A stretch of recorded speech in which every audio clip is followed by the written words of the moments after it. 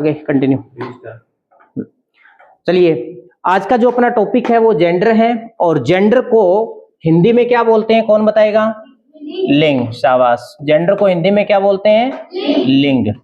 अब पहला काम अपने को क्या ध्यान में रखना है, सबसे पहले लिंग की डेफिनेशन, या हिंदी बोले तो लिंग की परिभाषा अपने को आनी चाहिए कि लिंग किसे कहते हैं। ठीक है ना?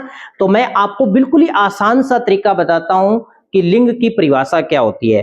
वे शब्द जिनसे पुरुष या स्त्री जाति होने का बोध पता चले, या पुरुष या स्त्री जाति होने का बोध हो, उसे हम लिंग कहते हैं। आपको ऐसा शब्द कोई दिया हुआ है जिससे पता चलेगा कि ये स्त्री है या ये पुरुष है। समझाइए बात। मान लीजिए आपके पास मैंने दो हिंदी में शब्द लिखे हैं, एक तो शब्द लिख दिया लड़का और एक शब्द लिख दिया लड़की। एक शब्द से तो आपको पता चल रहा है कि वो पुरुष जाति का है, और एक शब्द से आपको पता चल रहा है कि वो स्त्री जाति का है। समझे? स्त्री का मतलब महिला, औरत, लुगाई। समझ आ गई बात? और एक शब्द आपको बताएगा वो पुरुष जाति का बोध करेगा। मान लो आपके पास कोई और शब्द है, मैंने यहाँ पर हिंदी में ही शब्द लिखा है, एक तो लिख दिया घोड़ा और दूसरा क्या हो गया? घोड़ी। एक तो घोड़ा और दूसरा घोड़ी। अब घोड़ा जो शब्द है वो तो बता रहा है कि वो पुरुष जाति का है, और घोड़ी जो है वो क्या बता रहा है? स्त्री जाति का है, महिला जाति का है। ठीक है ना? तो ये जो पुरुष और स्त्री जाति के बोध बताने वाले जो शब्द होते हैं, उन शब्दों को हम लोग हिंदी में बोलते हैं। जो पुरुष जाति का बोध बताएगा उसको हम हिंदी में कहेंगे पुल्लिंग। पुरुष जाति का बोध बताने वाले शब्द को हम क्या कहेंगे? पुल्लिंग। और वे शब्द जो स्त्री जाति का बोध करवाते हैं उनको हम क्या कहेंगे? स्त्रीलिंग। वेरी गुड, स्त्रीलिंग। ये दोनों शब्द याद रह जाएंगे। ठीक है? एक तो पुल्लिंग है और दूसरा स्त्रीलिंग है। चूंकि हम इंग्लिश पढ़ रहे हैं तो अपने को तो हिंदी वाले शब्दों की जरूरत ही नहीं पड़ेगी, अपने को तो चाहिए क्या? इंग्लिश वाले शब्द।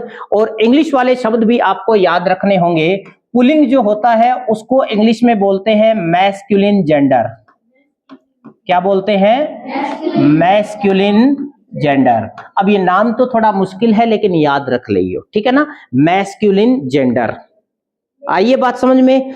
और ये जो आपका स्त्रीलिंग है, इसका यदि आप इंग्लिश वर्ड निकालोगे तो इसको बोलते हैं फेमिनाइन जेंडर। क्या बोलेंगे? Feminine gender. ये हो गया आपका एक पुल्लिंग और एक हो गया स्त्रीलिंग। तो हिंदी में वाले सर ने आपको हिंदी में शायद पुल्लिंग स्त्रीलिंग करवाए होंगे, जैसे आदमी का औरत, लड़का का लड़की, गाय का बैल, घोड़ा का घोड़ी, ऊंट का ऊंटनी, गधा का गधी। करवाया कि नहीं करवाया? पता है ना आपको? ठीक है? वैसे का वैसे ही इंग्लिश में आपको याद करना पड़ेगा। ठीक है ना? अब वहां पर तो हिंदी में अपने को पता होता है क्योंकि हम हिंदी भाषाई है, जन्म से हम हिंदी वाले शब्दों को जानते हैं। अंग्रेजी में अपने सामने दिक्कत आती है, तो अंग्रेजी वाले शब्दों को अपने को यूं कहे भी चाहे रट्टा मार के याद करना पड़े, वो याद करने पड़ते हैं। समझाइए बात है। ठीक है ना? तो इसमें आपके सामने मैं एक बार के लिए सीधा सा आपसे पूछ रहा हूं, एक शब्द मैंने यहां पर लिखा है और आपसे पूछूंगा कि ये पुल्लिंग है या स्त्रीलिंग है। शब्द लिखा हुआ है हॉर्स। बताओ ये पुल्लिंग है या स्त्रीलिंग है? पुल्लिंग है। हॉर्स का मतलब क्या होता है? घोड़ा। ये पुल्लिंग है या स्त्रीलिंग? पुल्लिंग। इसका यदि आप स्त्रीलिंग बनाओगे तो किसी को पता है? मेयर। और मेयर का हिंदी अर्थ क्या होता है? घोड़ी। ये याद रखना है। समझाइए बात। हॉर्स पुल्लिंग है और मेयर जो है वो स्त्रीलिंग है। मान लीजिए आपके पास शब्द लिखा हुआ है एक हस्बैंड। शब्द ये लिखा हुआ है, बताएगा कोई ये पुल्लिंग है या स्त्रीलिंग है? पुल्लिंग है। अंग्रेजी में पुल्लिंग को क्या बोलते हैं? Masculine gender. क्या बोलते हैं? Masculine gender.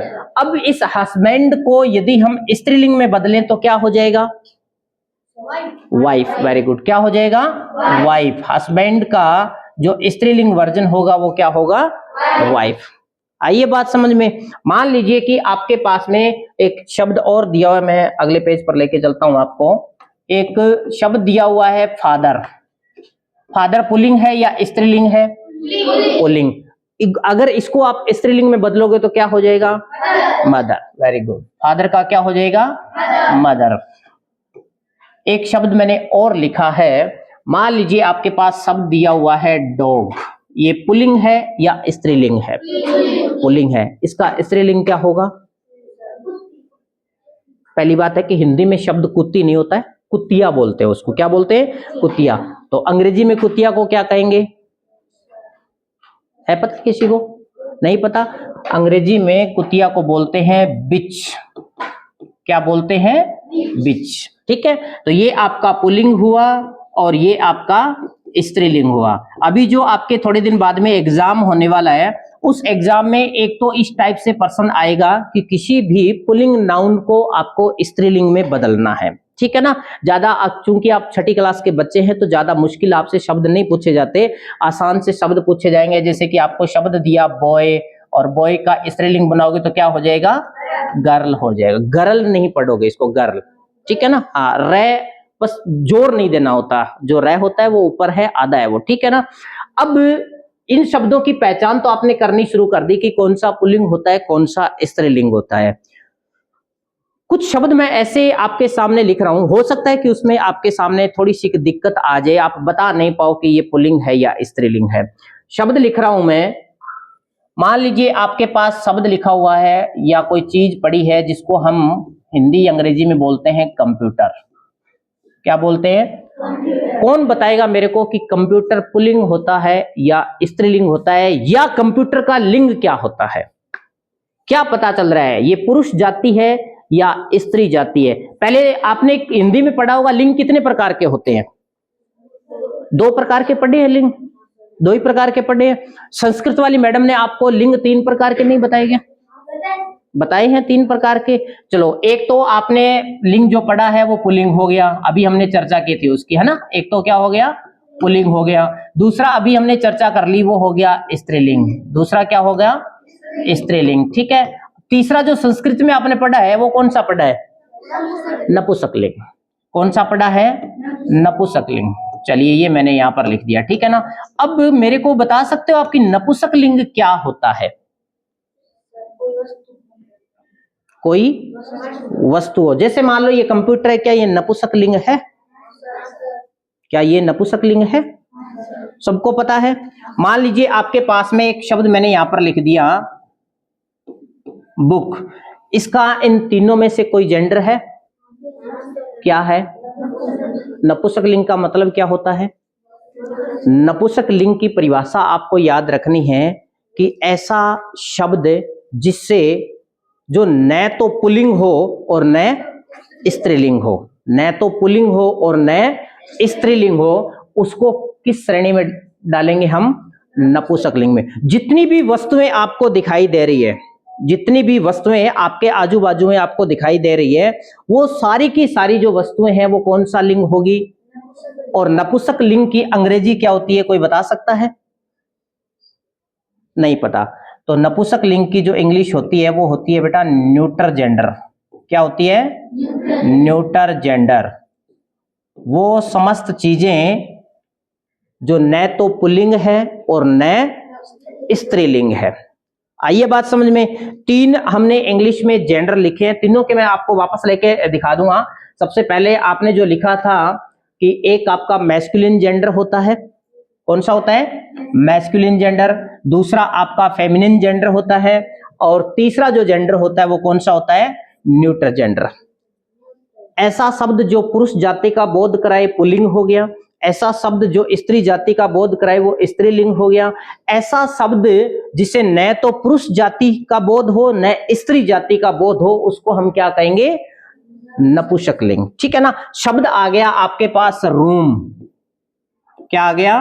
रूम। ये कौन सा जेंडर है? नपुंसकलिंग। क्या जेंडर इतने ही होते हैं? चलिए फिर एक शब्द और आपके सामने मैं थोड़ा सा इसमें ट्विस्ट डालता हूं। मान लीजिए आपके पास में एक शब्द दिया हुआ है टीचर। शब्द क्या दिया हुआ है? टीचर। क्या जेंडर होगा? तीनों जो जेंडर अब से पहले आपने किए हैं वो मैं यहां पर लिख देता हूं। एक तो आपने किया है मैस्कुलिन जेंडर, दूसरा आपने किया है फेमिनिन जेंडर, तीसरा आपने किया है न्यूटर जेंडर। ठीक है ना? अब बता सकते हैं कि टीचर का जो जेंडर होता है वो क्या होता है? टीचर कोई वस्तु तो है ही नहीं, टीचर कोई वस्तु तो है ही नहीं, इसका मतलब कि न्यूटर जेंडर तो नहीं है, न्यूटर जेंडर तो नहीं है। अब आप मेरे को बताइए कि टीचर का जेंडर क्या होगा, हिंदी में बता दीजिए, पुल्लिंग होगा या स्त्रीलिंग होगा? पुल्लिंग होगा टीचर का। मान लीजिए आपको संस्कृत पढ़ाने के लिए मैना मैडम जाती है, तो क्या मैना टीचर नहीं है? तो फिर ये पुल्लिंग कैसे हो गया? और शब्द लिख देता हूं, मान लीजिए आपके पास टीचर के बजाय शब्द मैंने यहां पर लिख दिया ड्राइवर, या मैंने शब्द लिख दिया यहां पर डॉक्टर। अब ये देखने में तो आपको क्या लग रहे हैं? पुल्लिंग है, यही बात है ना, देखने में तो पुल्लिंग लग रहे हैं। टीचर भी आप सोचते हैं, क्योंकि आप क्या करते हैं कि आपको पढ़ाने वाला यदि पुरुष है तो उसको आप टीचर बोलते हैं, और यदि वो महिला है तो उसको आप मैडम बोलते हैं, जबकि टीचर और मैडम एक दूसरे का विपरीत जेंडर नहीं होता, ये ध्यान रखना है, ठीक है ना। जो आपने शब्द मैडम बोला है ना, मैडम, या कई बार आप मैम बोल देते हैं सीधा, मैं दोनों ही स्पेलिंग लिख देता हूं, एक तो आपने मैडम लिखा है और दूसरा मैंने यहां पर लिख दिया मैम। इनका यदि आप पुल्लिंग बनाओगे तो पता है क्या बनता है? मैडम या मैम का जो पुल्लिंग बनाओगे क्या बनेगा? सर। क्या बनेगा? सर। अब ये कह सकते हैं कि सर जो है वो पुल्लिंग है, मैडम या मैम जो है वो स्त्रीलिंग है। टीचर जो है वो पुल्लिंग भी हो सकता है और स्त्रीलिंग भी हो सकता है। ड्राइवर जो है वो पुल्लिंग भी हो सकता है और स्त्रीलिंग भी हो सकता है। डॉक्टर जो है वो पुल्लिंग भी हो सकता है और स्त्रीलिंग भी हो सकता है। आइए बात समझ में। तो जो पुल्लिंग भी हो सकता है और जो स्त्रीलिंग भी हो सकता है, उसको हम किस नाम से पुकारेंगे? क्या उसको हम मैस्कुलिन जेंडर कहेंगे, क्या हम उसको फेमिनिन जेंडर बोलेंगे, या फिर हम उसको न्यूट्रल जेंडर बोलेंगे, या फिर आपके दिमाग में आ रहा होगा कुछ और भी बोलेंगे? है दिमाग में किसी के? चलिए, बात तो समझ में आ गई जो मैं आपको बताने की कोशिश कर रहा हूं। जो पुल्लिंग भी हो सकता है और जो स्त्रीलिंग भी हो सकता है, दोनों में कोई भी हो सकता है, लेकिन अपने को पता नहीं चलता है। जैसे मान लो एक शब्द और लिख दिया मैंने, चाइल्ड, CHILD, चाइल्ड। चाइल्ड का मतलब बच्चा भी होता है और चाइल्ड का मतलब बच्ची भी होता है। समझाइए बात, चाइल्ड का अर्थ बच्चा भी होता है और चाइल्ड का अर्थ बच्ची भी होता है। तो चाइल्ड शब्द को देख के अपने को नहीं पता चल रहा कि ये मेल है या फीमेल है, मतलब पुल्लिंग है या स्त्रीलिंग है, नहीं पता चल रहा। तो ये पुल्लिंग भी हो सकता है और ये स्त्रीलिंग भी हो सकता है। तो ऐसे जेंडर को जिस नाम से पुकारते हैं उसको बोलते हैं बेटा कॉमन जेंडर। क्या बोलते हैं? Common gender. और हिंदी में इसको बोलते हैं उभयलिंग। क्या बोलते हैं? उभयलिंग। अब बताइए मेरे को कि ये जो चारों प्रकार के जेंडर है वो सबके दिमाग में आ गए? चारों प्रकार के। अब मैं चारों प्रकार के कुछ आपको एग्जांपल्स और बता रहा हूं। अपने पास एक शब्द यहां पर दिया हुआ मिल गया, बॉय। ये बताइए पुल्लिंग है या स्त्रीलिंग है? चलिए, सबको पता चल गया ना ये पुल्लिंग है। मैंने यहां पर शब्द लिख दिया गर्ल, ये पुल्लिंग है या स्त्रीलिंग है? स्त्रीलिंग है। चलिए ठीक है, इसका भी आपको पता चल गया। मैंने यहां पर शब्द लिख दिया चाइल्ड, जो अभी अभी बताया था, ये पुल्लिंग है या स्त्रीलिंग है? ये दोनों कोई भी हो सकता है, इस शब्द से आपको पता नहीं चलता है, दोनों में कोई भी हो सकता है। तो इसको उभयलिंग बोलेंगे। क्या बोलेंगे? उभयलिंग। और एक शब्द मैंने यहां पर मान लीजिए लिख दिया टेबल। अब टेबल का जो जेंडर है वो क्या होगा? नपुंसकलिंग। टेबल का जो जेंडर है वो क्या होगा? नपुंसकलिंग। आइए बात समझ में। अब ये जो चारों के चारों जेंडर है, इनकी इंग्लिश आपको यहीं पर मैं फिर बता देता हूं। पुल्लिंग जो होता है उसको अंग्रेजी में क्या बोलते हैं? मैस्कुलिन। जेंडर सबके आगे लगेगा, ठीक है ना, मैस्कुलिन। और गर्ल जो होती है वो क्या हो जाएगी? Feminine gender. उभयलिंग की अंग्रेजी क्या होती है? Common gender. और आपका नपुंसकलिंग की जो इंग्लिश होती है वो क्या हो जाएगी? Neutral gender. आइए बात समझ में। चारों कोई दिक्कत नहीं है। पुरुष जाति का बोध पुल्लिंग, स्त्री जाति का बोध स्त्रीलिंग। पुरुष और स्त्री जाति दोनों का ही बोध एक ही शब्द के माध्यम से हो रहा हो तो वो उभयलिंग। और जिससे न तो पुरुष जाति का बोध हो न स्त्री जाति का बोध हो, उसको हम क्या कहेंगे? नपुंसकलिंग। जितनी भी निर्जीव वस्तुएं आपको, निर्जीव जो जिंदा नहीं है, जो जिंदा नहीं है। जितनी भी निर्जीव वस्तुएं आपको दिखाई दे रही है, सारी की सारी निर्जीव वस्तुओं को कौन सी श्रेणी में डाला गया है? न्यूट्रल जेंडर, नपुंसक लिंग में, ठीक है ना। और वो शब्द जिनसे पुरुष और स्त्री जाति दोनों का ही बोध हो रहा हो उसको कॉमन जेंडर कहते हैं, और जिससे स्त्री जाति का बोध हो उसको स्त्रीलिंग, और पुरुष जाति का बोध हो उसको पुल्लिंग कहते हैं। समझा गई बात? चलिए, अभी आपको ये पूरा का पूरा जो मैंने कार्य करवाया है वो नोटबुक में नोट करना है, और उसके बाद मैं अगले टॉपिक पर आपको लेके चलूंगा।